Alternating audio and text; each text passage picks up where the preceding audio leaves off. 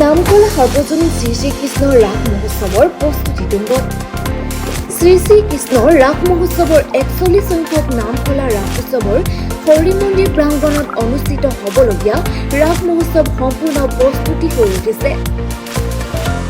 ৰাজ্যৰ ৰাস মহোৎসৱসমূহৰ ভিতৰত অন্যতম ধৰ্ম আৰু কৰ্মৰ মিলনভূমি দৰং জিলাৰ নামখলা সাৰ্বজনীন ৰাস মহোৎসৱ অহা ১৪ নৱেম্বৰৰ পৰা ২২ নৱেম্বৰলৈ ৯দিনীয়া বৰ্ণাঢ্য কাৰ্যসূচীৰে অনুষ্ঠিত হ'বলগীয়া নামখলা সাৰ্বজনীন শ্ৰীকৃষ্ণৰ ৰাস মহোৎসৱৰ বিভিন্ন কাৰিকৰী কৌশল অৱলম্বন কৰি দৰ্শকৰ মন জয় কৰিবলৈ সক্ষম হ'ব।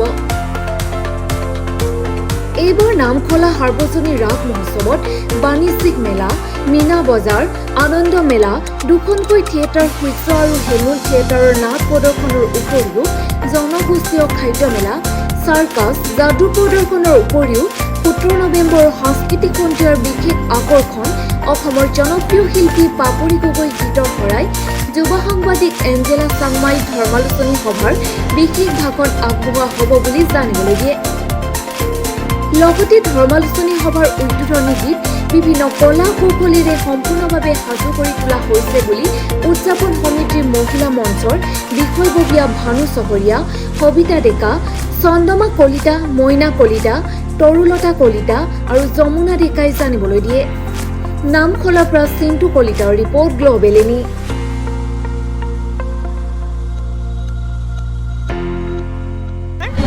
এইবাৰ আমাৰ নামখলাৰ ৰাস উৎসৱৰ ৪১ সংখ্যক পূৰ্ণ গতিত চলি আছে। ইয়াতে আমাৰ ২২খন গাঁৱৰ পৰা পূৰ্ণদমে গোটেই মহিলাখিনি ওলাই আহিছে, সদল বলে ওলাই আহিছে। ইয়াতে আমাৰ মহিলাসকলে যিখন আমাৰ ধৰ্মালোচনী সভা হ'ব, তাত আমাৰ এঞ্জেলা চাংমাই বাইদেউ আহিব, বিশিষ্ট সাংবাদিক এঞ্জেলা চাংমাই বাইদেউৰ আগত আমি গোটেই মহিলাখিনি প্ৰায় ১০০গৰাকী মহিলা আছে, আমি ১০০গৰাকী মহিলাই আমি তাত এটি সমবেত সংগীত গাম। আৰু তাত শিশু বক্তা আহিব, আমাৰ DC মহোদয় আহিব আৰু আমাৰ এই যি ৯দিনীয়া যিটো আমাৰ ৰাসোৎসৱ, এই ৰাসোৎসৱত আমাৰ ইয়াতে বিভিন্ন অনুষ্ঠান হ'ব। শ্ৰীকৃষ্ণৰ সৰু সৰু শিশু, কণ কণ শিশুবিলাকৰ শ্ৰীকৃষ্ণৰ যিটো ৰূপ বেশভূষা, সেই অনুষ্ঠানটি হ'ব। দিহানাম প্ৰতিযোগিতা হ'ব, ওজা আছে, ওজাপালিৰ যিটো প্ৰতিযোগিতা সেইটো হ'ব আৰু দুখনকৈ থিয়েটাৰ হ'ব। এইবাৰ এটা ভাল লগা বিষয় হ'ব, আমাৰ দুখনকৈ থিয়েটাৰ হ'ব।